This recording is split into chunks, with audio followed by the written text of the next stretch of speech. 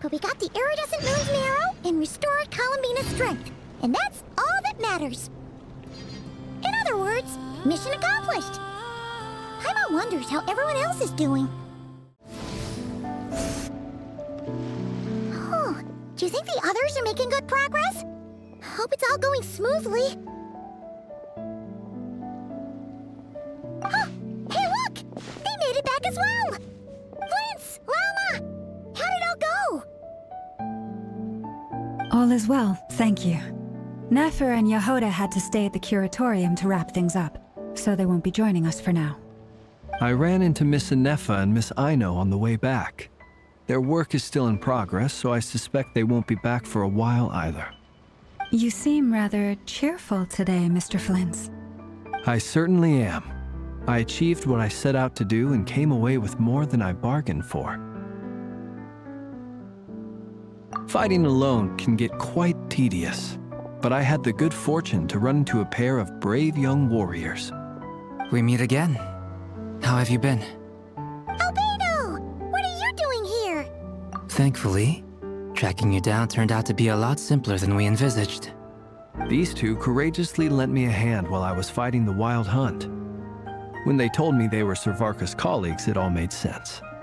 And given how people of outstanding talent tend to cross paths, it's no wonder you're already acquainted. So, who's your travel buddy, Albedo? Why don't you come and introduce yourself?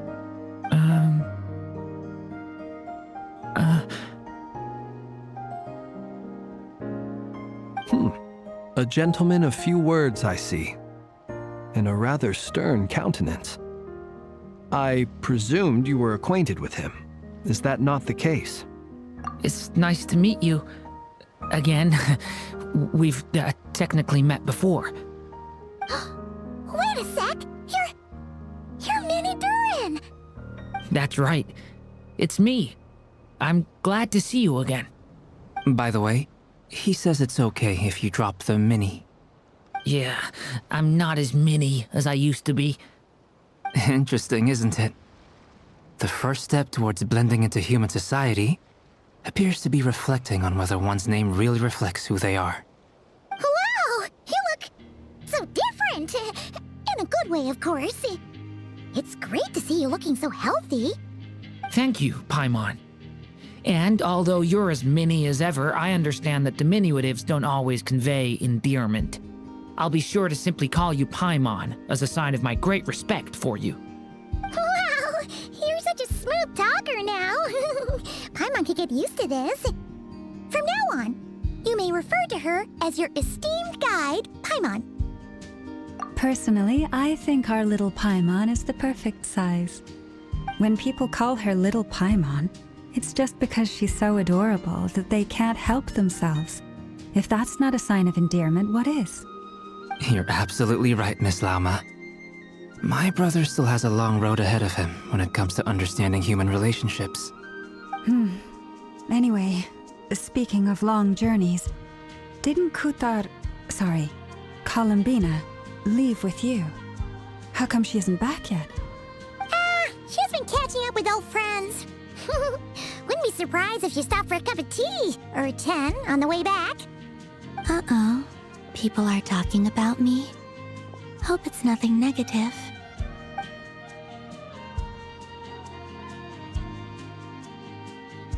Judging from your expressions, I'm guessing it all went well?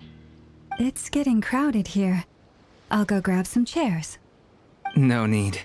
This is a job for an alchemist. I'll whip some up momentarily. Thank you for your hospitality, ladies and gentlemen, but I was merely escorting my friends back. I'll be meeting Zendrone shortly, as we still have some things to discuss. It's been a pleasure, everyone. But this is where I'll say goodbye. We really appreciate your help. Oh, come on. Spare the formalities. I'm just glad I could help out some true friends. I understand. Well, bye for now, Harlequino.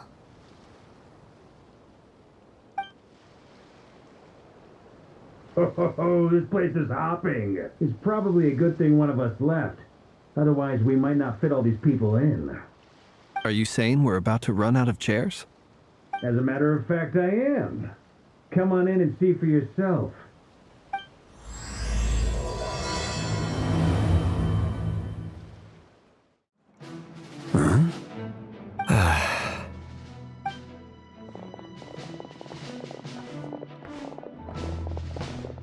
I overheard your little chit-chat outside, by the way. With Miss Columbina's colleague gone, we should be back to the original crew plus the other colleagues I brought in. Though, it looks like we have another new face. Someone else managed to rope in a colleague too? Frankly, you and Paimon are the only people I know here. This here is Deanslip, colleague of Tibet's greatest guide, Paimon, and greatest adventurer, the Traveler. Well, not exactly colleagues, more sort of friends. When someone else jumps in to do the announcing, you know you're speaking to someone important. Let's hear what he has to say. Note to self. Once Paimon knows your name, the rest of the world will soon follow. When he comes looking for us, it's usually something important. Paimon's guessing you've heard about the Wild Hunt, then.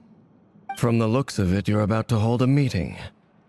If I were to say that the Wild Hunt is our mutual enemy, would that earn me a seat at the table? As the saying goes, the enemy of my enemy is my friend. Mr. Dainsleif, there's a seat with your name on it. Though, I can't promise the same for everyone else. Hey, Albedo, think you can rustle up a couple more chairs? After all this time apart, Grandmaster Varka's first order is to rustle up a couple more chairs. I've missed this. Is he being sarcastic? Hey, he's your brother. Why are you asking us? I've still got a lot to learn about the nuances of human conversation. Trying to decipher Albedo's way of speaking has been like jumping in at the deep end. Oh, good point. Paimon gets you now. Don't sweat it. There are people who go their whole lives without getting the hang of it. You're ahead of the game already. I wonder what's taking Nefer so long. Perhaps you should go and check in with her. If anyone can hurry her along, it's you. I just got back from the curatorium. Besides, aren't you curious to see what's taking her so long? Miss Nefer doesn't strike me as the type to share secrets. And since gathering intel is her specialty, I'm guessing she'd prefer to keep her methods confidential. Under such circumstances, would it not be tactless for me to impose? Oh, but it's fine for me to impose. What can I say? You have an unrivaled ability to garner people's affection, Miss Moonchanter. Besides, you have far more in common with her than I do. All right then. Impressive. She barely fought back at all. I admire your powers of persuasion, my friend. As I'm sure Miss Lauma will realize soon enough, the trick in life is to always pitch in with other people's responsibilities so that you can be selective with your own. Another trick is to simply hide in the background. Spoken like a true sage. Anyway, looks like we've got some time to kill before the meeting. Let's take a little breather, folks. And feel free to chat amongst yourselves. We'll get down to business once the other two arrive.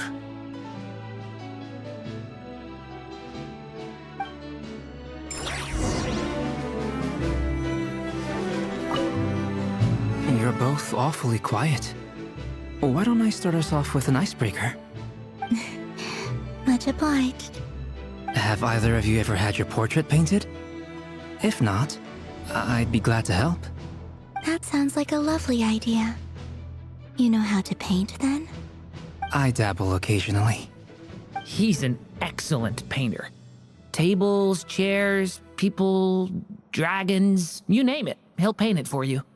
I'm flattered. If I ever get the chance, I'd like to give it a try myself. I'll bear that in mind. Anyway, how about you, Durin? What sort of portrait would you prefer? Oh, I'd be fine with anything. Whatever style feels best to you. Very well. Then I'll play it by ear. You can replicate any style I want? I can try. If you show me a sample, I'll do my best to match it. Thank you. In that case, I'll dig up some reference material for you.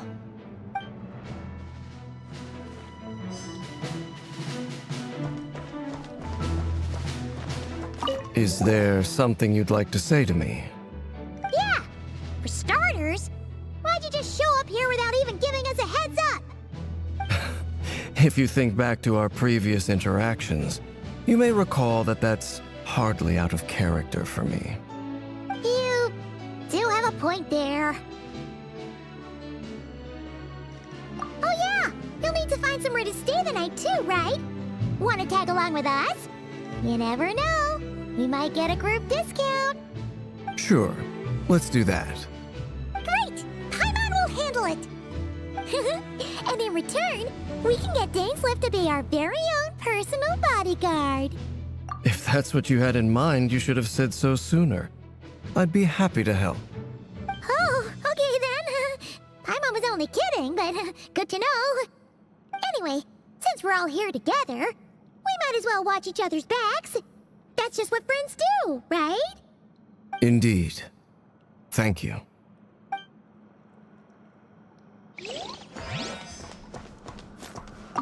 Truth be told, I can't remember the last time I was in a meeting with so many people. You're not alone there, my friend. The Lightkeepers also struggle to bring everyone together for a serious discussion. I don't doubt that. I've only ever met two Ratniki, one being you, and the other being that young guy, Itlua. Itlua is a good apple. I'll give him that. He's kind, honest, and regularly delivers supplies to my lighthouse. A true Ratnik to the core. In that sense, he puts me to shame. So you're what? A fake Ratnik? That's what it sounds like you're saying. But I get the feeling that's not quite what you meant.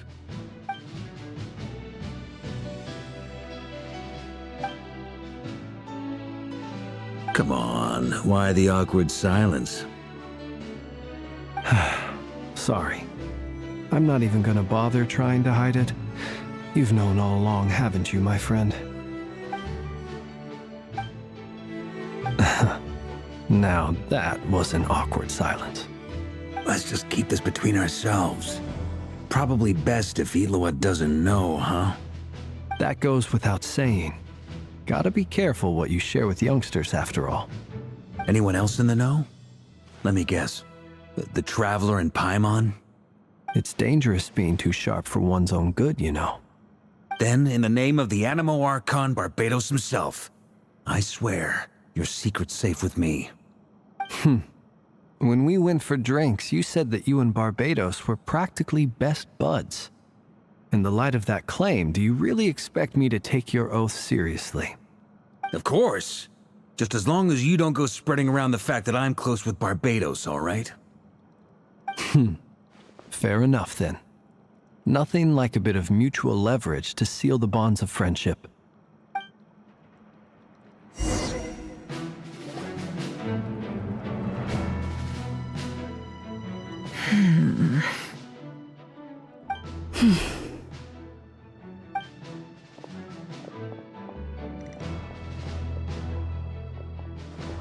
Ah, Miss Nefer. You made it after all. But what about Yehoda? I'm here to give you an update on how things are going on our end. Once this is over, I'll be heading straight back to continue my work. I left Yehoda back at the Curatorium to watch over things while I'm gone. So much for just this once. Shh! Not so loud! We're on a roll here. What if she remembers and suddenly decides to back out? Did you say something, Mr. Varka? Huh? I didn't say anything. Right, Flints? Must have been a frog. They get so noisy around here at nighttime. It's like they're putting on a concert in the background. Anyway, before we begin, there's a few introductions to make.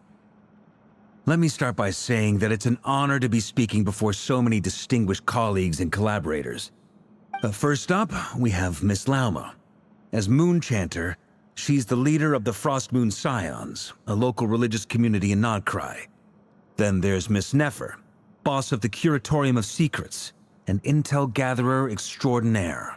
Nefer is leading the investigation into Rerer's background, assisted by Yehoda and Lauma. From the little I've heard, they're making some great progress. Over here, we have Mr. Flintz, a Ratnik and guardian of the abandoned lighthouse. In our last operation, he courageously distracted the Wild Hunt to buy time for the rest of us. For those of you who've never met, this is Mr. Albedo, a renowned alchemist and captain of the Knights of Favonius investigation team. By his side is a new face for us all, myself included, Mr. Durin, who's come to lend his aid. Next up, we have the Moon Maiden and former Fatui Harbinger, Miss Columbina. Then we have the Traveler, who's earned more titles than I could possibly hope to list out, so I'll spare you the rundown. And Paimon, the ultimate travel companion and quite possibly the best guide in all of Tevat. Wow! That's a lot of people! Great turnout! Miss Nefer, it looks like you might have another job coming your way, so, congratulations on the booming business, I guess. You think I haven't got enough on my hands as it is? Who's looking for me now? That would be me, Miss Nefer. I have a commission for you. And you are? Who I am doesn't matter right now. What does matter is that I'd like you to gather more intelligence about the Recher of Solnari. Well, it's not as if we never take on anonymous commissions. But in your case, I'll have to decline. I'm gonna take a wild guess and say your job's probably more hassle than it's worth.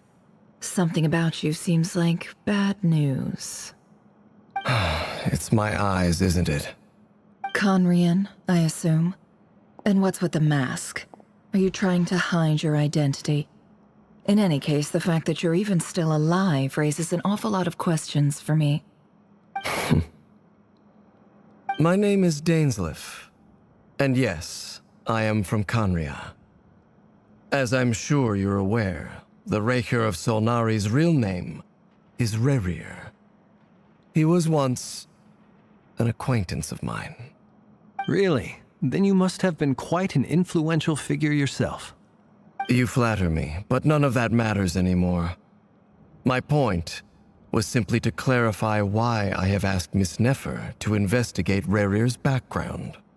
So you're both from Conria, and it sounds like you used to be friends? What am I missing here? Surely you already know how he became one of the Five Sinners. I'll tell you everything I know. The history of Conria, the names and identities of the Five Sinners. I remember it all like it was yesterday. I have never spoken openly of this before, but the truth was exactly as people say. The Five Sinners were each driven by their own desires, and it was by playing upon these that the Abyss tempted them to their fall, tearing Conria apart in the process. The visionary, Vedifenir, who wished to foretell the future. The wise, Haroptatir, who sought limitless knowledge. Gold, Rhindaughter, who desired to create life. The foul, Surtologi, who pursued supreme strength. And last, but not least, Recher of Solnari, Rerir, Ravager of the Moon. Of the five, Rerir is the only one who remains a mystery to me. He never harbored grand ambitions. So what changed in the space of a single night? How did he come to fall like the others? In other words, you're saying that his change came as a shock to you, and you have no idea what actually happened? That's right. You mentioned how the Abyss tempted them, which led to their fall. But what did that look like in practice? And what other context can you give me about the events of that time? The more detail you can give me, the better. Strangely, Now that it comes to it, I hardly know where to begin. The fateful night took place during the era of the Eclipse Dynasty. One day, my elder brother, the visionary, Vedifenir, was summoned to the palace by the Vinster King, only for the king to gouge out his eyes and cast him into the dungeons. When I came to hear of this, my fury knew no bounds. I gathered together every ally I thought I had, and together, we set a night to storm the palace and free Ved. Centuries on, the memories of that night still haunt me like a never-ending nightmare. We broke through the palace gates, just like we had planned, each striking towards our separate targets. But then, I was betrayed. Even Vedifenir, the very person I had come to rescue, abandoned me and partook of the Abyss's power. So, it's personal after all. Then tell me, Mr. Dainsleif, what price are you willing to pay? You, of all people, must know that nothing comes for free.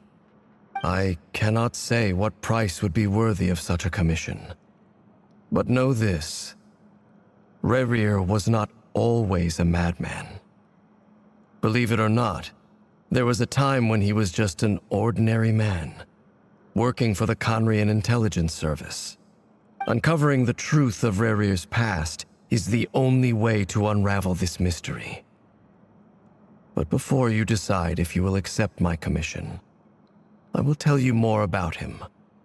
Enough, I hope, to help you plan your next move. Sounds pretty good to me. Feels like we just flagged down a random passerby, only to discover he's actually a master strategist who has a score to settle with our enemy. Can I borrow your halo? It could be useful in the lighthouse. Hey, enough with the wisecracks! Besides, isn't that lamp of yours bright enough already? Relax.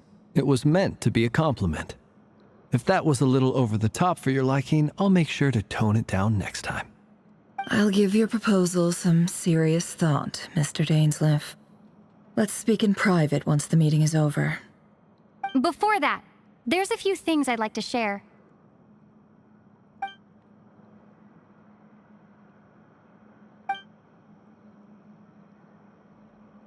Now that we've united the hearts of the three moons, your power should be greatly enhanced.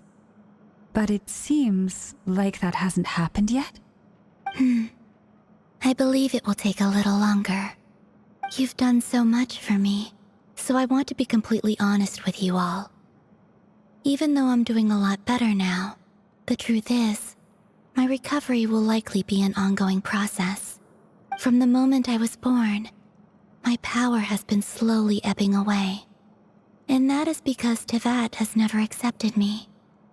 Even with the moons united as one, it seems my rejection cannot be undone.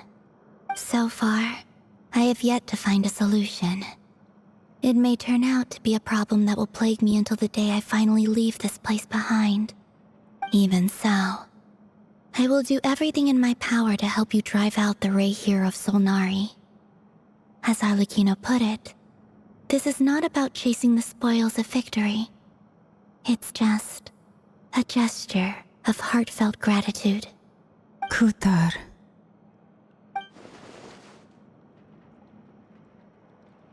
Defeating the Rerir of Solnari will be no easy task. While my strength slowly recovers, we'll also need to gather more intel.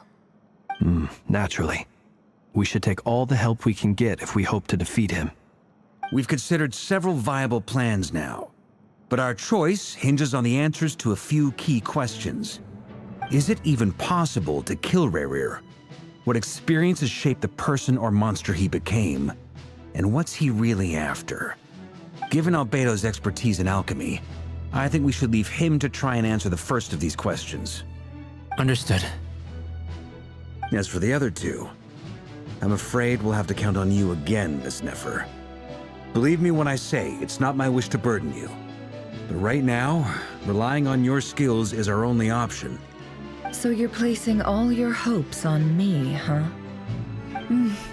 We can't thank you enough for agreeing to help us.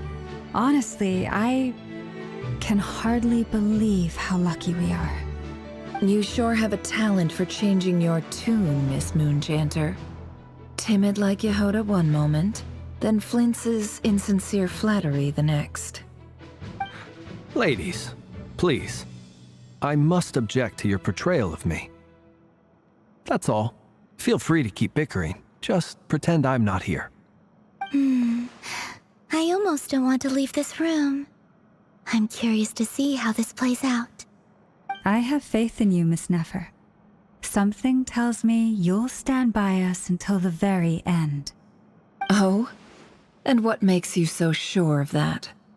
What if I suddenly decide that my compensation is insufficient? This isn't about the money. I can sense that you've got a deep-seated distaste for Rerir.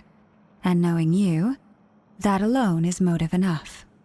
Look at them getting along so well. Like two peas in a pod. And I'm the one they accuse of insincere flattery. There is no justice. Miss Lauma, you have to understand something. Unlike you, I don't actually enjoy having everyone's hopes on my shoulders. Is that right? Well, maybe the fact that I'm willing to put my hopes in other people says more about me than you. But the fact is, I also trust you. And that's because I know that you're someone we can count on. Anyway, we've got our plan, so let's get moving. Mr. Dainsleif, let's talk. And Traveler, once we're finished, if you've nothing else planned, I'd like you to come with me. This whole experience is teaching me a lot. For instance, I now know that when other issues come up in the future, I'll have far more luck getting Lauma to convince Miss Nefer than trying to do it myself. Hate to say it, friend, but that's one of the funniest things I've heard in a while. Why? You think I've got it wrong? Quite the opposite. But what makes it so hilarious is how long it's taken you to realize.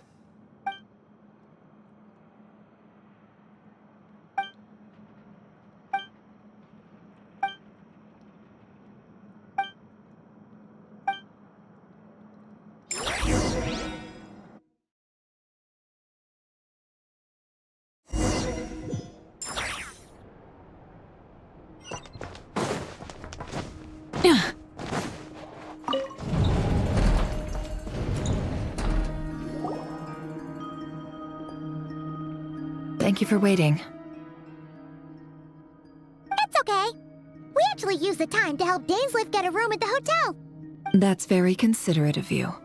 Now, I trust you share my curiosity about Rerir's past, and you seem fairly familiar with Mr. Dainsleif already. We spoke at some length after the meeting. He was the one who suggested I should invite you to join this operation. He feels confident that these secrets will be safe with you. Dane has a lot of faith in us, that's for sure. Likewise. I appreciate that you got right on board without interrogating me about why I invited you. It shows that you trust me to explain everything in due course. That's because we know what you're capable of. We appreciate you too, Nefer. You might have been forced to help in the beginning, but this time, it was your choice. That's one way to put it. Another is this, that once a decision's been made, it's set in stone. After that, my only goal is to see it through. All right, so here's how it is. I'm going to access Rerir's thoughts again using my confidential method. Now, I'm sure you've seen things like this before on your travels, so you're surely well aware of how dangerous it can be. The reason I've gathered you all here is to ensure my safety during the proceedings. I plan for us to enter the fragment of his consciousness together, and once inside, I will focus on searching for information. Think of this as a diving expedition into someone's brain. If I'm the diver, you are my safety equipment, tasked with keeping me alive while I'm under the surface. Once the ceremony begins, we will all be spying on privileged information. but in the interests of safety, you must remain absolutely silent at all times. We will discuss our observations after the ceremony has concluded. Lastly, any individuals of a weaker constitution are advised not to partake in the ceremony. In any case, Paimon has her own job to do, which requires staying in the room but not joining the ceremony.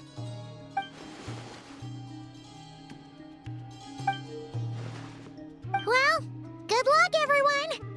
Sounds like all Paimon can do is cross her fingers and root for you guys. There's a little more to it than that. I was being serious when I said you have a job to do. While the rest of us are inside Rarir's mind, it's imperative that we have a team member on the outside. In the event that something goes wrong, you will be our first responder. I don't anticipate any issues, but the extra level of safety will be greatly appreciated. I second that. This is a dangerous operation here, and you're our whole rescue team. That's pretty much the most important job in the crew. So, Paimon's like the lifeguard? Yeah, that makes sense. All right, got it. Good. Please, take a seat. We'll get started momentarily.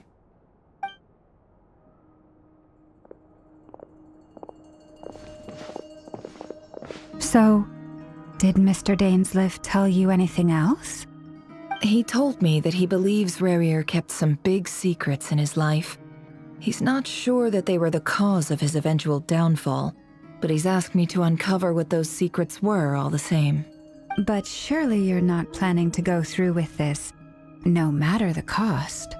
If you think that, you'd be overestimating me. I'm a businesswoman, not a mercenary. But I do have my own professional reasons for taking this job. You think I'd turn down the opportunity to get a first-hand glimpse into Conrian history? No chance. Well, as long as you don't let morbid curiosity get in the way of safety concerns, we're good. We'll do whatever we can to help you. You're such a killjoy.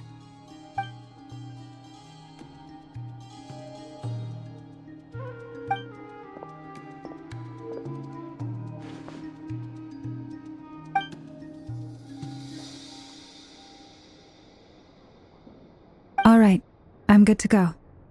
All set over here, too. Promise, Paimon, you'll be extra careful. All right.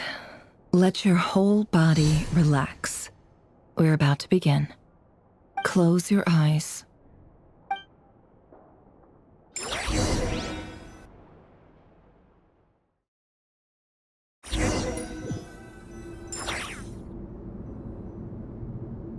Phew. Could this be his office? Pretty standard setup. Bookshelves, paperwork, files. According to Dainsleif, Rarir used to be an intelligence operative. Chances are there's plenty of top-secret intel stashed away in this room. Is this where you keep your secrets, Rarir? Can't say I'm not looking forward to this.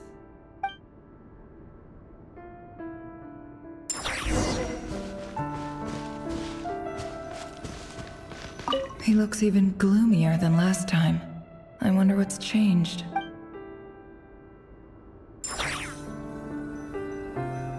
He looks even gloomy.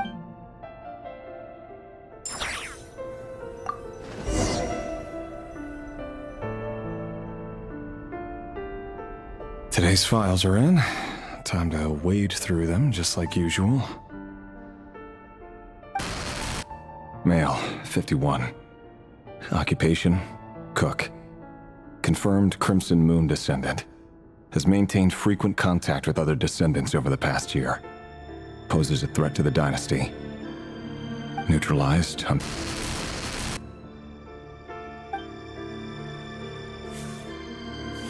This one should be archived under purged targets.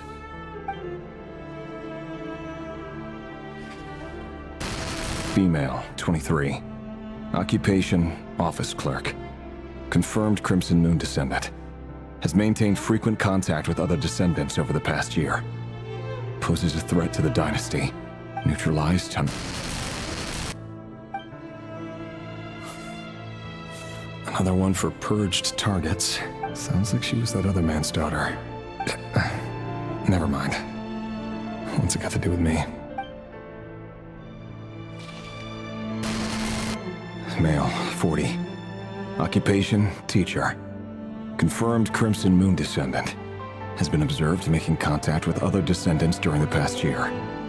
Poses a threat to the dynasty. Neutralized on... Just another nobody for the archive. Come to think of it, I remember surveilling this man. A case like his never would have been considered a priority in the past. Huh. He barely even interacted with other Crimson Moon descendants.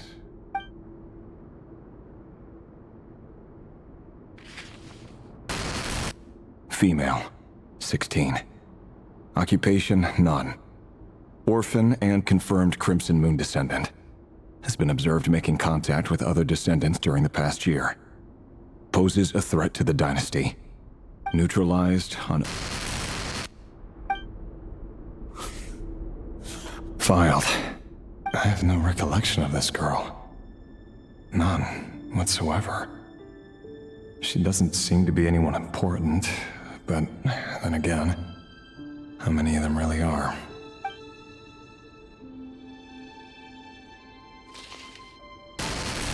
Female, 13. Occupation, none. Orphan and confirmed Crimson Moon descendant. Has been observed making contact with other descendants during the past year. Poses a threat to the dynasty. Neutralized on... Filed.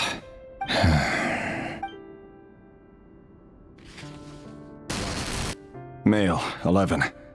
Occupation, none. Orphan and confirmed Crimson Moon descendant.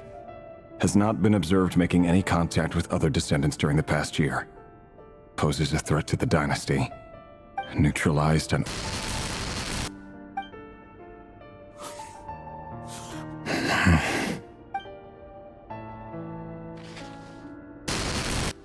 Male. 6. Occupation, none. Orphan and confirmed Crimson Moon descendant. Poses a threat to the dynasty. It's funny, isn't it? Your job is becoming both harder and easier at the same time, depending on how you look at it. Sooner or later, the Crimson Moon descendants will be completely wiped out. But as their numbers dwindle, they become harder and harder to track down. That's not how it is. Fortunately, however, most of the able-bodied adults have already been taken care of. The remaining weaklings will be increasingly easy to deal with. No! No. My job is to ensure the survival of the Eclipse Dynasty. And the only way to do that is by eliminating any and all potential threats. It's a perfectly legitimate line of work. Every single one of my colleagues can attest to my fairness. And if my friends were aware of the facts, I know they'd back me up too. Assuming, of course, that they were aware of all the facts.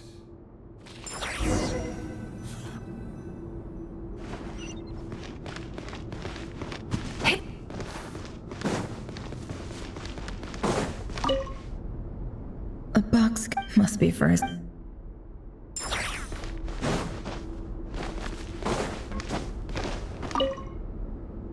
Bookshelves full of documents. Looks like these are the Crimson... Yep.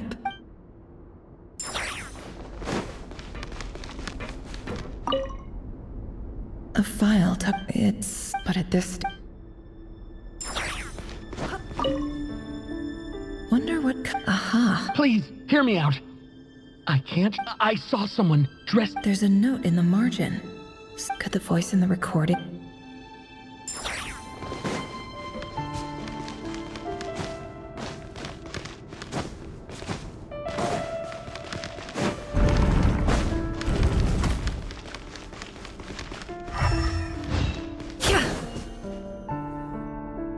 Mr. Vedifalnir. It's been quite some time since we last met. Rerir, I trust you're here because you have something important to discuss. Forgive me. I wasn't tuning out, it's just, I noticed you didn't even phrase that as a question. As if you knew I was coming. Tell me, does someone in your position ever feel the need to ask questions at all? It is indeed within my power to foresee certain things. Things like your arrival. I was just thinking, it won't be long before I'll be inviting both you and Dane to my wedding. That isn't a lie, but nor is it a fact as such. It's a wish, isn't it? No fooling a prophet, is there? Ever since that day we met for drinks, I knew it was only a matter of time before you came looking for me. Does it feel good? Knowing how the future will unfold. I'm afraid the notions of good and bad fail to capture the complexity of what such a power entails. Once you've seen what will come to pass, it can be all too easy to succumb to fear and melancholy. Unless, of course, you learn to abandon these feelings. You fear my silence, and long to hear the words I left unspoken that day. That's right. You must have noticed my reluctance to broach the subject. And the reason is simple. Because the truth could never have lived up to your hopes. For both our sakes, such words are better left unsaid. The burden of prophecy was never meant for your shoulders. So who exactly do you deem worthy to hear your prophecies? None but our exalted king? Or rather, our king as he once was. You're closer to his majesty than I am. You must know better than anyone how much he's changed. You say that as though it is to my benefit. Yet precisely because of that, I dare not speak rashly. A king can turn out to be the most virtuous of rulers, or a tyrant more terrible than the most vicious of dragons. You are so wise and far-sighted, yet still you would have me live in fear of the unknown? You make a fair point. Especially given my silence alone was all it took to send you spiraling downwards. Very well then. Let me offer you some advice. And I say this not as a prophet or a visionary, but simply as the brother of your friend. For many reasons, there is very little chance of your marriage ending in happiness. If happiness is what you seek, you should find another fiancé.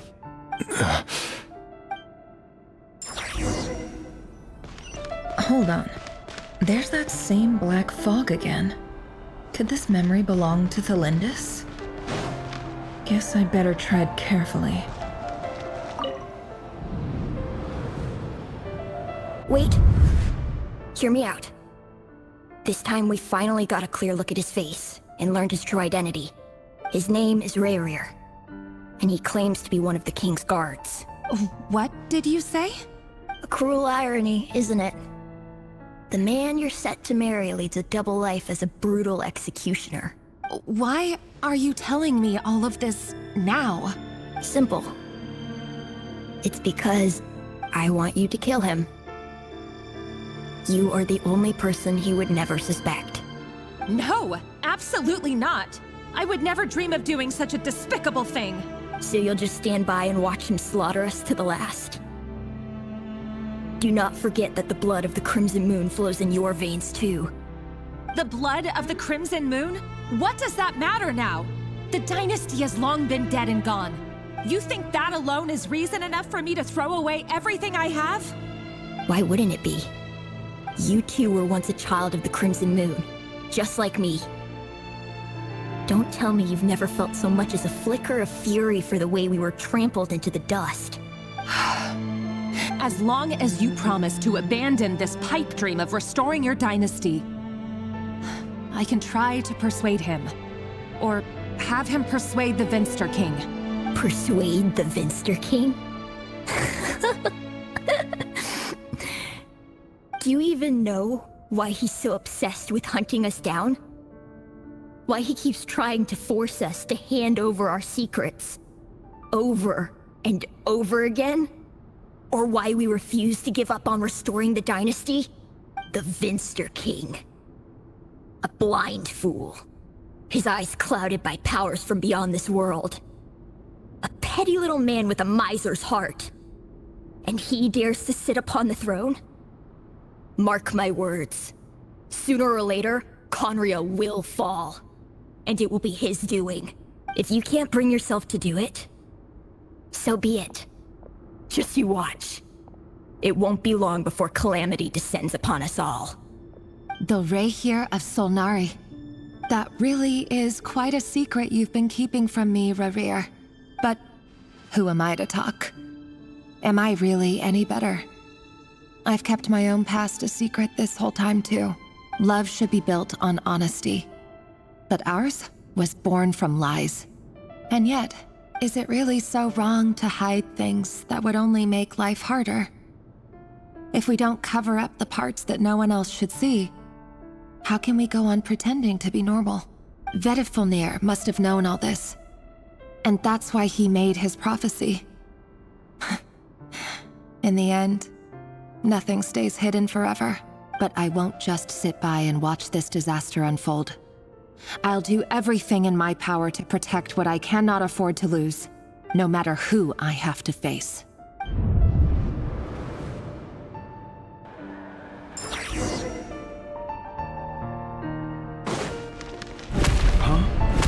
Was that Rerir who just walked past the window?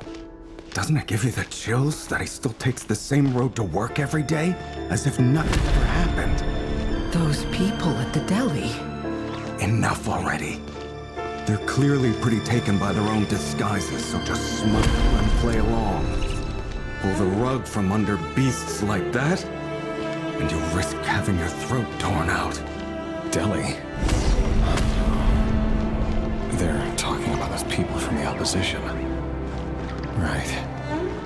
I'd almost forgotten they used to run a deli.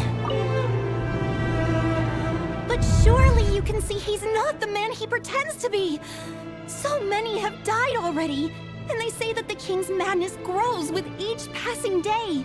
We're not going to survive this, are we? But why does it have to be this way? Do we really deserve to die just because of the blood that runs through our veins? Tholindis, are you even listening? Sorry, Freether. My mind was off wandering. I heard you, though. You're talking about what Rerir said. He's just following the king's orders. He's a secret agent, and it's his job to hunt down rebels and dissidents. By the time you first met him, he'd already taken lives. Maybe he was using you from the very beginning. No. Rerir has no idea I have anything to do with the Crimson Moon. My family are only distant relatives of the main lineage, and besides, my eyes are perfectly ordinary. Truth be told, apart from my teacher, pretty much no one knows I have any connection to any of it. It's been a long time since my family severed ties. But as Orlog said, who could possibly talk sense into that raving lunatic of a king? No one. I'll work something out. Trust me, I'm with you all. But for now, you need to keep yourselves hidden. Don't let anyone find you, anyone at all. Don't forget that Rerir is an Eclipse operative. You need to be extra careful when he's around. And when I am too. For now, don't come looking for me. And if anything happens to me, just act like we've never met. If even you can't escape this, what hope do the rest of us have? But after all this time together, surely he wouldn't lay a hand on you. I won't speak in his defense, nor can I give you a clear answer to that question. But I'll do everything I can to put an end to this. Here, hold on to this. If an opportunity to escape presents itself, take it. You'll be glad you took some spare change. You call that change? But what about you? I've got a job, and there's still money coming in. But you can't go anywhere right now. Please think about yourself for once.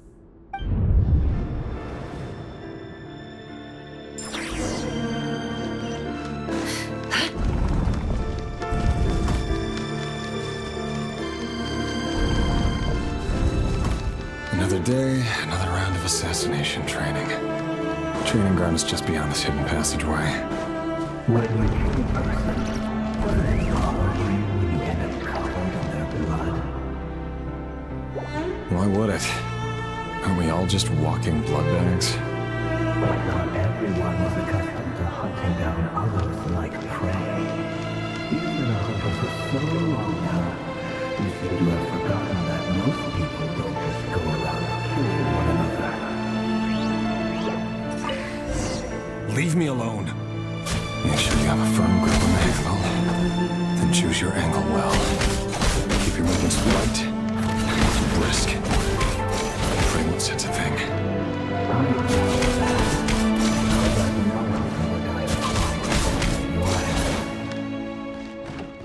I work clean. No traces.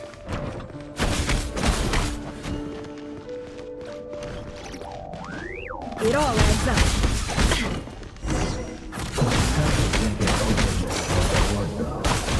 The king just happens to be right now.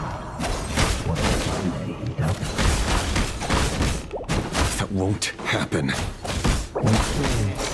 Ever since he fell under the spell of that house, he only had to take out a handful of the guilty. But now, The ones I dealt with have always been guilty. And I've carried out my work flawlessly.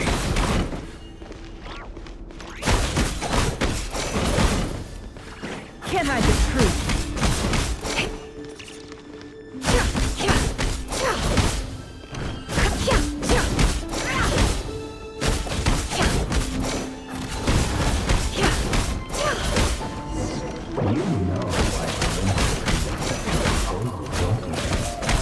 was it because he didn't trust me?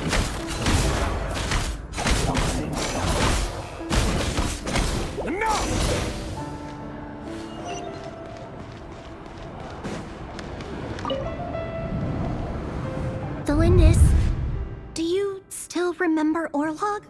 Orlog? The boy who was pretending to sell flowers. You spoke for quite a while, didn't you? Yes, we did. What about him? He was arrested 2 days ago. Chances are he's already dead. I just don't get it! After everything he's done, why do you still stand by him? Or does it mean nothing to you that people keep dying? No, that's not... Just hear me out. I need to go now, Tholindis. They're looking for us. You take care too. If you ever need a place to hide, come find us.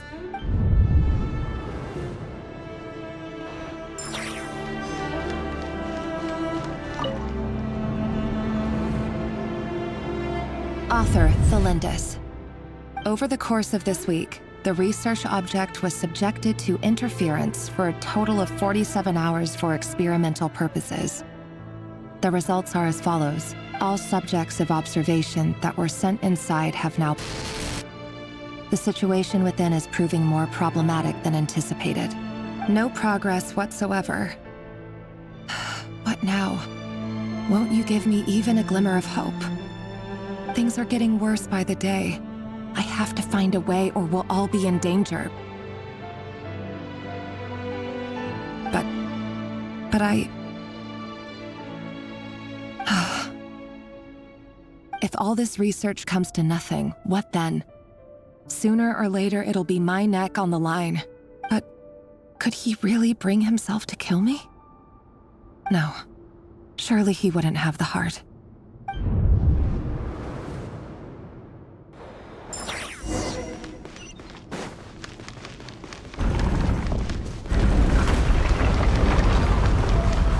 Why won't you just let us go?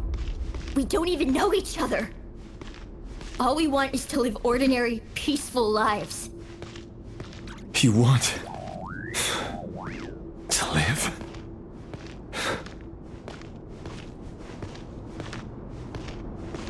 Yes. I just want to go on living. Is that really such an unforgivable crime?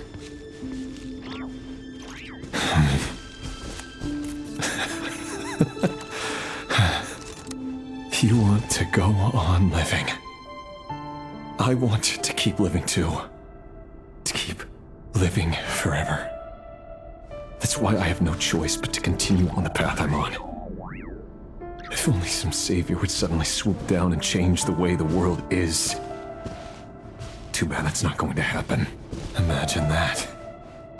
If there really were such a person, you and I wouldn't be standing here like this, would we?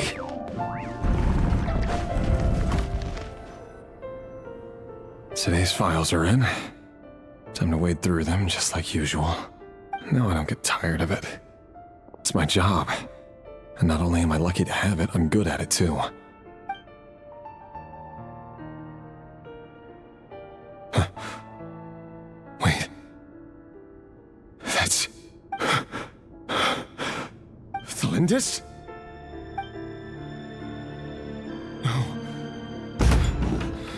No. No! Why? But you bear no mark of the Crimson Moon. How could you possibly have anything to do with them? It cannot be! A diluted bloodline. Carefully concealed. I see it now. You've been living in the shadows just like me. What a fool I've been. Numbing myself with talk of justice. Even imagining my friends would back me up. But in the end, Erminsul. Finster King! How far are you going to take this? From the direct bloodline to secondary offshoots? And then what? Today it's the descendants of the Crimson Moon. Who will it be tomorrow? Will you not rest until everyone down here is dead? No. This cannot go on. This is where it ends.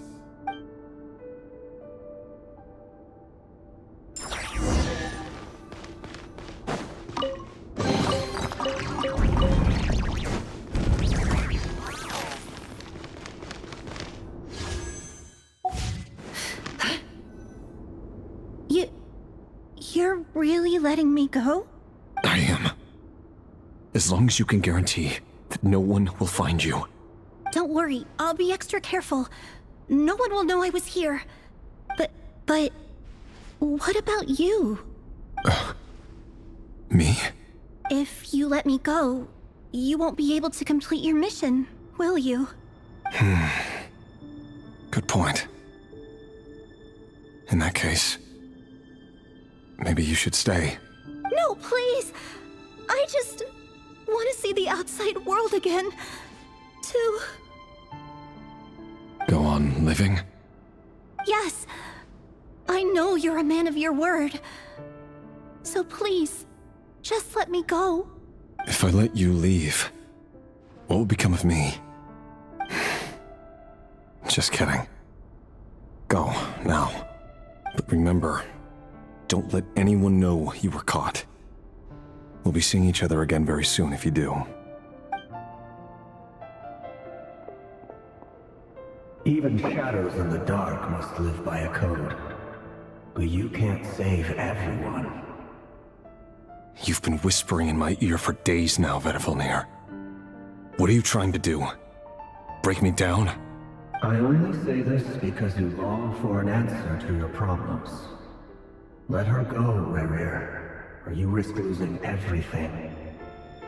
I will not abandon Tholindis. Then you'll need a little more vigilance and a lot more power. The world is changing, Rerir. Keep your eyes peeled for your moment of opportunity. That voice used to be so unclear. But now I know exactly whose it is. It's Vedifilnir. He won't tell me how to actually resolve any of this, but he keeps trying to manipulate me like a puppet. What's his game here? Tell me then. What will this moment of opportunity look like? And... no answer. He's like a ghost. Always disturbing me when I'm on edge, but never answering when I need him most. So, the Eclipse Dynasty was purging. Well, massacring the descendants of the Crimson Moon. And it seems like it was all connected to the Vinster King's research. The King's obsession with abyssal power left the future of Conria hanging in the balance. No wonder every aspect of Rarir's life was so unstable. And it looks like this Tholindis, Rarir's would-be fiancé, herself belonged to a sub-branch of the Crimson Moon dynasty's descendants. It almost defies belief that a couple like them could hide the truth from each other for so long. If the Vinster King hadn't intervened in such a drastic way, they might have gone on deceiving each other for the rest of their lives. And why does Vedderfanir, Daneslif's older brother, keep talking in Rarir's head? This guy kept more secrets than I ever imagined. The human mind is like a vast desert of shifting sands. When you follow the flow of someone's memories, you only ever see the parts they're willing to let surface. Time for something a bit more creative. We've been inside Rarir's mind this whole time, building up a picture of his psyche. There's already enough clues on the board to start reading between the lines and mapping out the rest. Now, we can finally begin to put the pieces together. Sure, it'll only be a reconstruction, part simulation, part reasoning, but it's usually pretty accurate. Once we've built up a cognitive profile, we just need to cross-check the logic behind his actions. And then we'll be able to take a sneak peek at whatever it is that Rarir has really been hiding.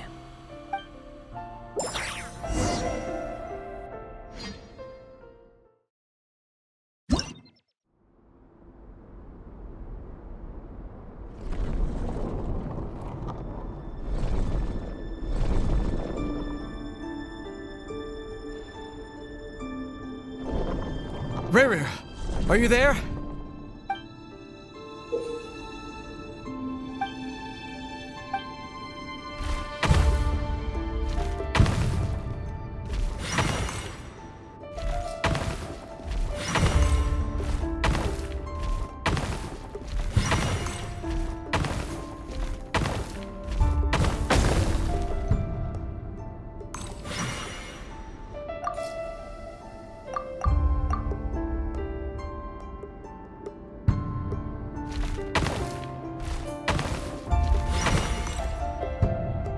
Hey, Rarir!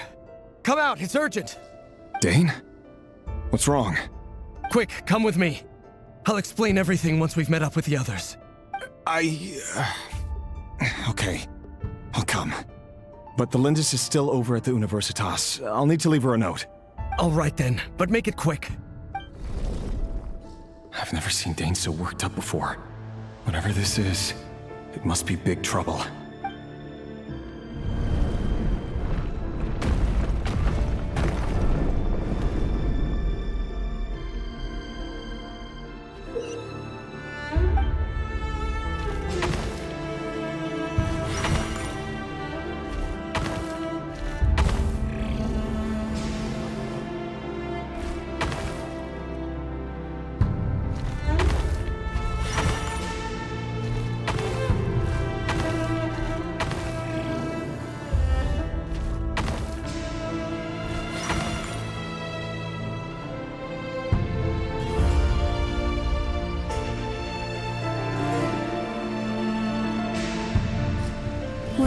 This is a nice change, meeting you all at this hour.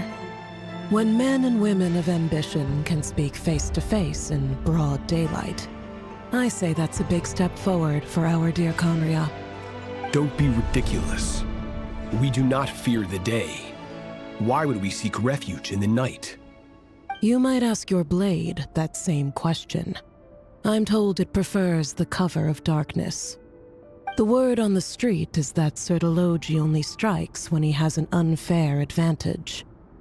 But that is patently false. I see you're missing an arm and a leg. Surely only a fair fight could explain that. If this is your way of offering me replacement limbs, believe me, I'll take them. Oh, we can certainly discuss that. With bioalchemy, anything is possible. Assuming I have your full support in my research. Lunatic. Roptatir. What brings you here? Why, Dainsleif, of course. He invited me. Please, cast aside your apprehensions, Miss Rhine-daughter. Whatever the rumors may say, I am but a humble servant of the king, and I can assure you he affords me no greater convenience than he does you. Well, the Universitas Magistrorum won't stop fawning over you. So at least some of the rumors must be true.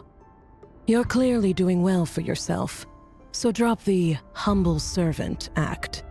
It endears you to no one. You're president of the Universitas Magistrorum, the chief royal mage known as the Wise by royal appointment, and by far the most favored among the 4 pillars of Conria. Vice President Veit doesn't even try to hide his envy when he sees you. My success is the product of hard work and good luck. It's as simple as that. Were the king not such an extremist, I hardly think I would have received a senior post at my age. Of course, no job is without its gripes. Serving a king like ours can be a challenging task, as I'm sure you can imagine. And as for Efterveit, in missing out on the presidency, he's dodged a mountain of stress. Like everything else in life, it comes with pros and cons. You're all here.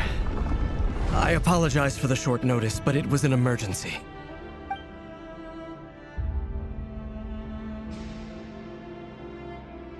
You must be Rerir. Mr. Sertologi. Yes, I handled your case file during your sentencing. Nothing personal, of course. I'm pleasantly surprised that you remember me. You're clearly a person of substance if you've been invited here. But Dainsleif, you'd better have a very good reason for convening this little gathering. It's my brother, Vedalfenir. After he spoke at the court this morning, the king was so infuriated by his words that he had him blinded in both eyes and thrown in prison. Vedalfenir in prison? Strange. I thought the king trusted him and Roptatir more than anyone else in the world. Does this mean the king's circle of trust just got even smaller? It has nothing to do with trust. It's about what the king wants, which is as clear as day to anyone paying attention. I simply appease him, because it's in the best interests of the Universitas Magistrorum. And also because you're slimy. Vedalfenir, perhaps less so. But still, a visionless visionary?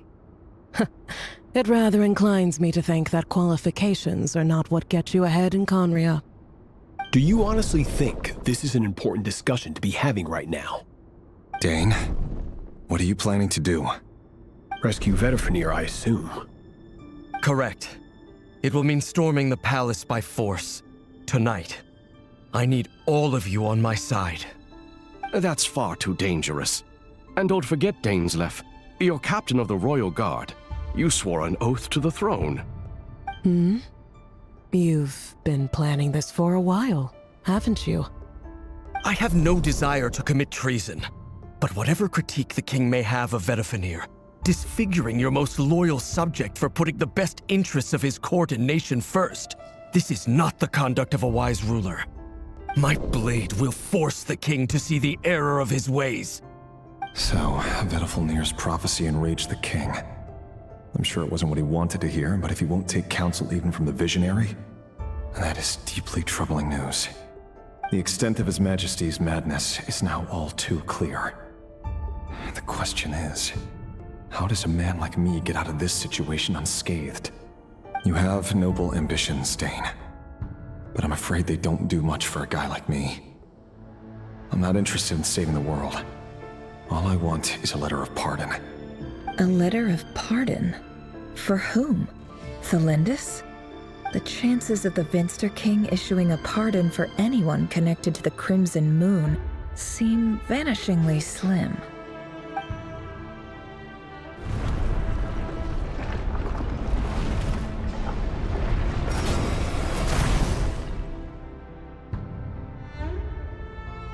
This black fog over the board must have some connection to Tholindis. But why is it taking this form? Does it have something to do with Rarir's past? Another mystery I'll need to unravel.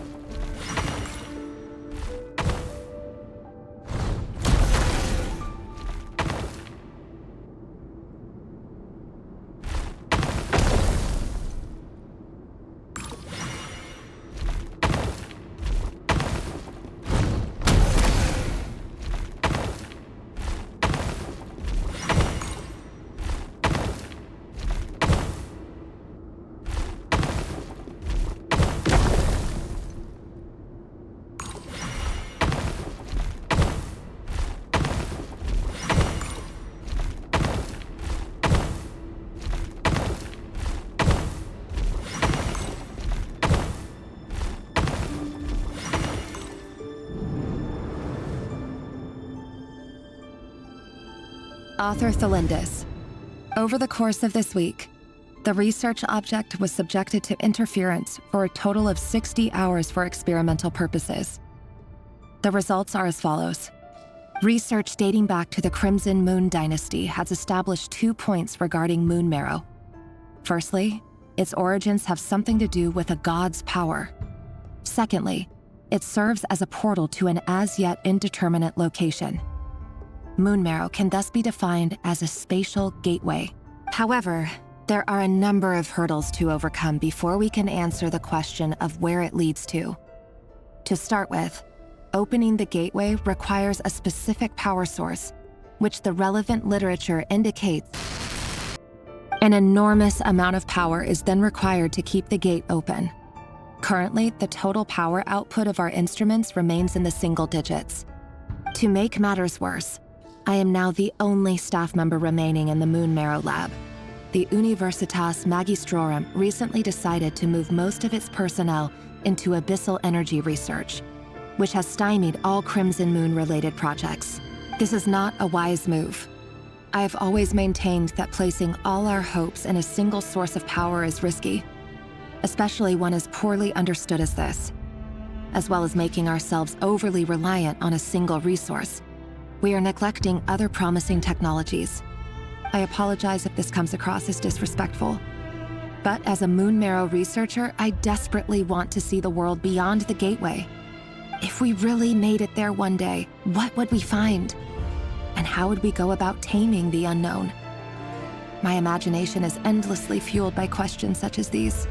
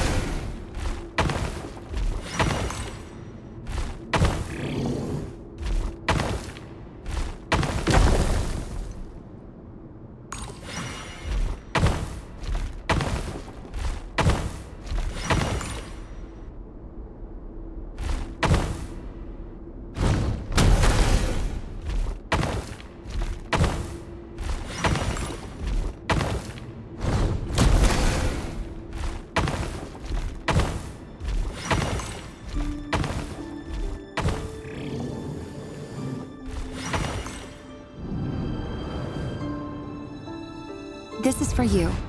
I heard you're gonna leave the city with your parents.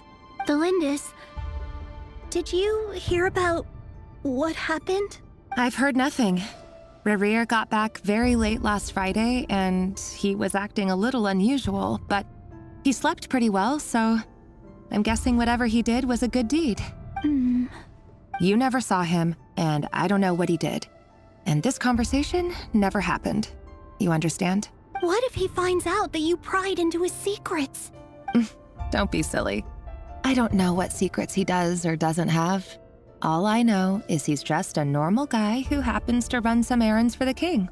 Are you scared of him? I don't know. The Rerir I know doesn't match the person you all describe. Logically, I should be scared of him. And yet, I don't want to lose him. But enough about that. You should get going, and be careful with the package I gave you. Keep it secret. Keep it safe. What's in it? A piece of the moon. All you need to know is that as long as you keep it safe, then in the future, everyone will be able to see a red moon. A red moon? You mean our moon? That's right. Our moon. Promise me you'll look after it. I promise, Tholindis. The Crimson Moon bloodline will never die out. Its light, the color of blood, will become like a fire that flows in our veins, no matter how long it takes.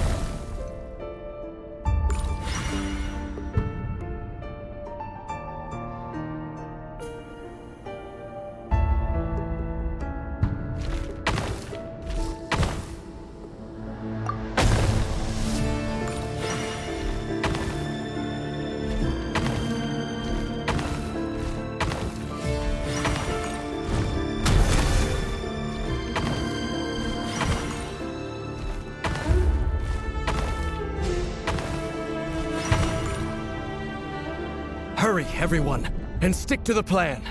Sir Dainsleif, what are you? Is this treason? You know what happens to those who betray the throne. Please, don't do this! It is the king himself who has betrayed the throne. He has betrayed all of Conria. If you have any love left for justice in your heart, you should join me. It's showtime. Dane and his group will handle the troops in the palace. Then Hraptatir and Rhindaughter will disarm the security measures. My job is to enter the prison and rescue Vedifalnir. Stay safe. Wish me luck. Look after my brother. Draw your blade. It is time for justice to prevail.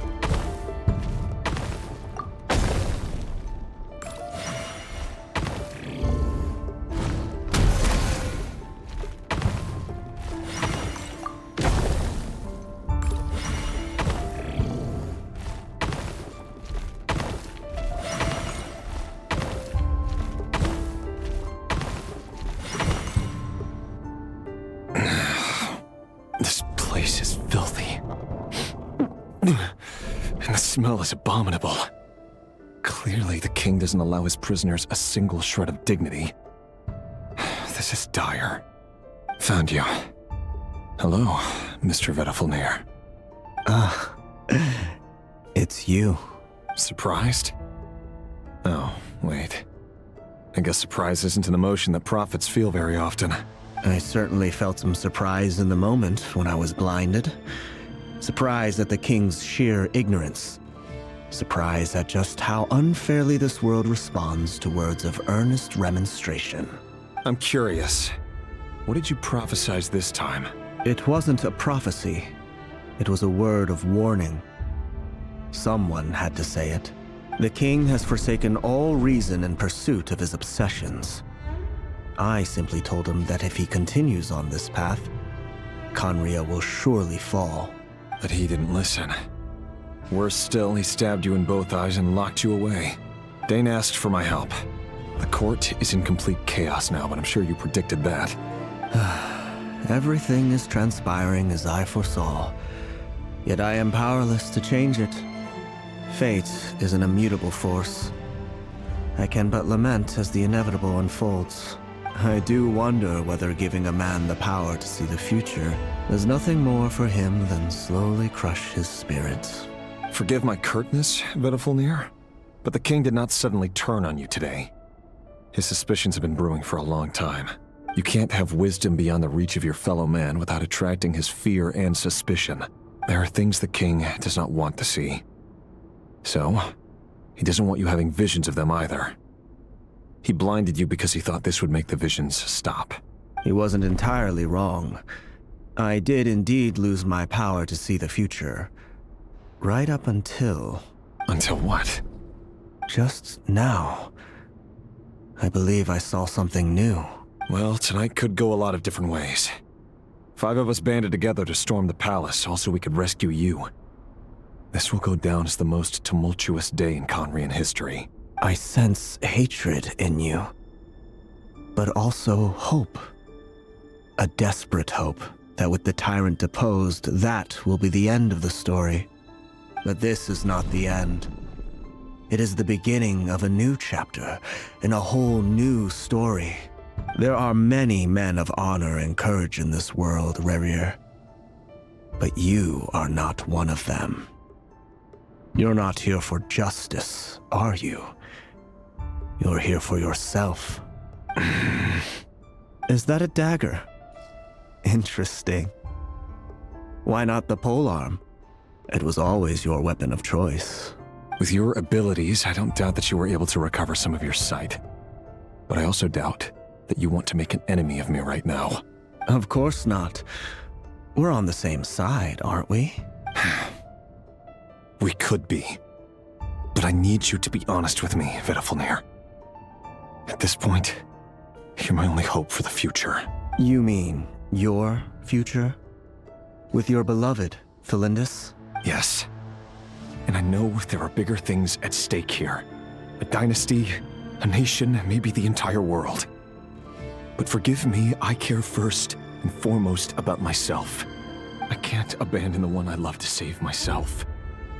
I just can't do it. But you see a broader picture of the future than I. You see the solutions to the biggest problems of our age. So tell me, what is my solution? What's the answer? In matters of fate, answers are either right or wrong. What will be and what will not. Maybe you are willing to pay a certain price in the pursuit of happiness, but unfortunately, fate does not negotiate. That is the cruelest thing about fate. It is unmoved by your sacrifices. That can't be true. I know it's your voice that I keep hearing in my head, urging me to see how the world is changing, to seek more power, so I can protect the things I love. You show me disaster, but you won't show me how to avoid it? Why? Why are you doing all this? My voice. In your head.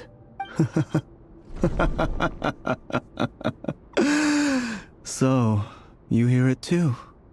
The voice that steals your mind gains your trust and drives you crazy. It turns out that we are not so different, you and I. Vedifilnir just broke into the strangest smile I've ever seen in my life, as if he'd discovered some monumental secret. But then he suddenly switched to looking extremely weary. Very well then. My advice to you is as follows. You must persevere.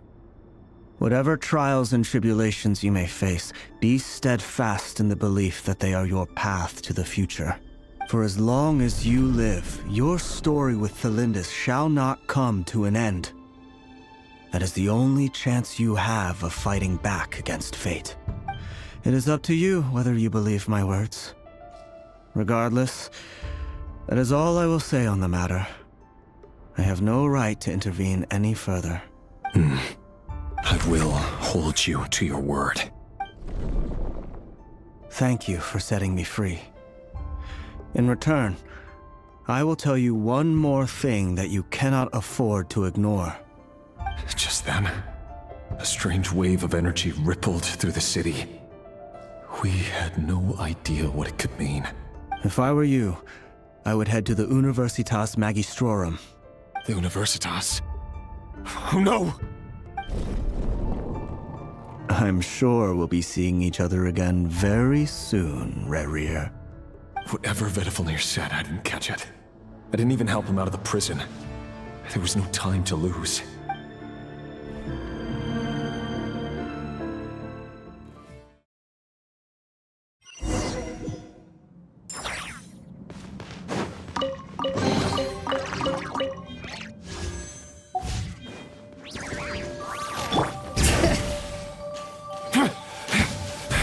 Monsters?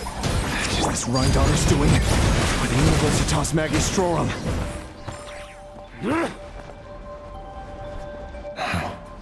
The Universitas. That reminds me of a rumor I once heard. Allegedly, the king installed secret mechanisms in the palace and around the city. No one knows where they are or what kind of power they hold. But if they were ever going to activate, it would probably be on a night like tonight. Help! Help! Hold on! Don't let them anywhere near you! Save me! I can't! Ah! That sounded like an explosion.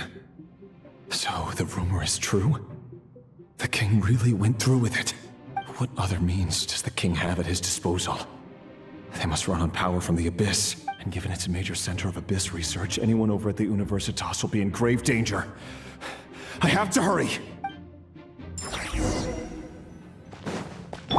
Bring it!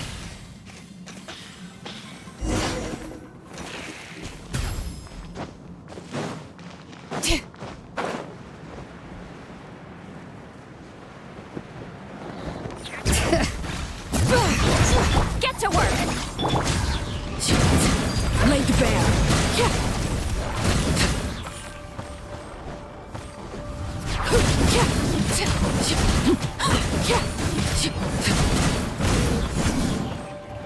Bring it! Transfixed!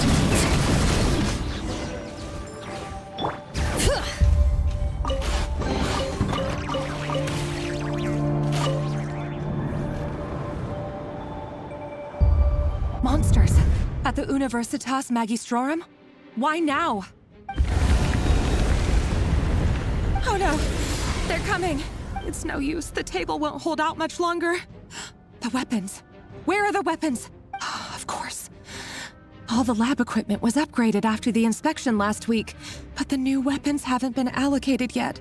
I'm done for. Is anyone there? I need help! Ah! Stay back! Please stay back!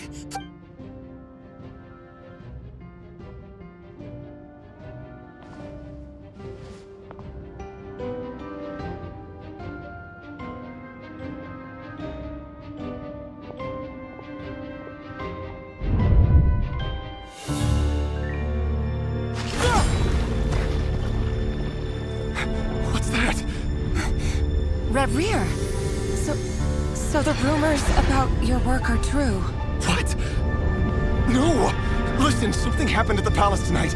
We have to leave. You don't need to lie to me anymore. What do you mean?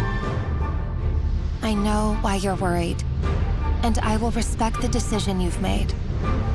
But it's okay, because I found a solution. I know how to end all this. You can have it back. The normal life you so desire. But until then, I'm afraid our wedding will have to wait.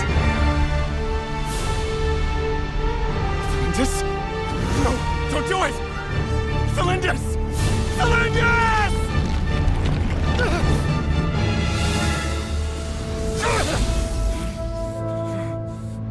I told you, Rerier. Let her go. You will find someone better. No! No, I won't do it! I have to save her! By what means exactly? A lowly pawn. You lack the power and the strength of will. Do you know why? Tell me! Come to the palace. Join us.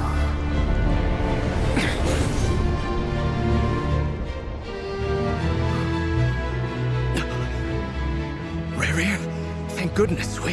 Step forth and take your share. You made it. Not you too.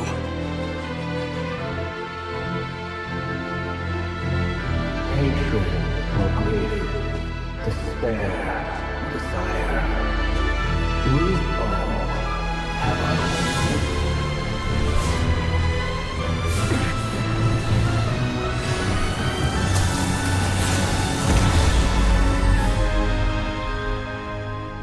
Rarier. Rarier. Tholindis? Were you daydreaming?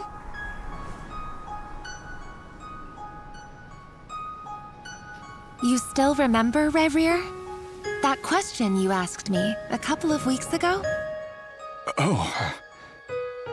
You mean the proposal? Yeah.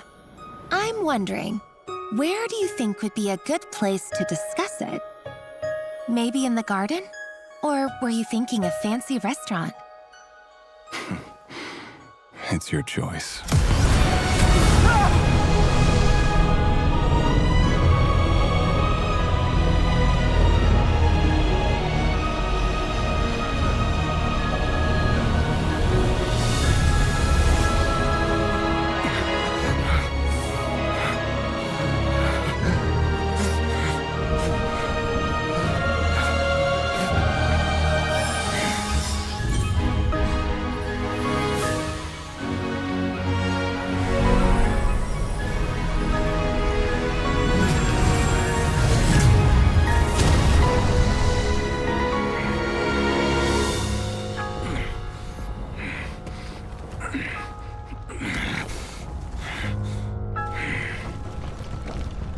I will find you. And then, you can give me your answer.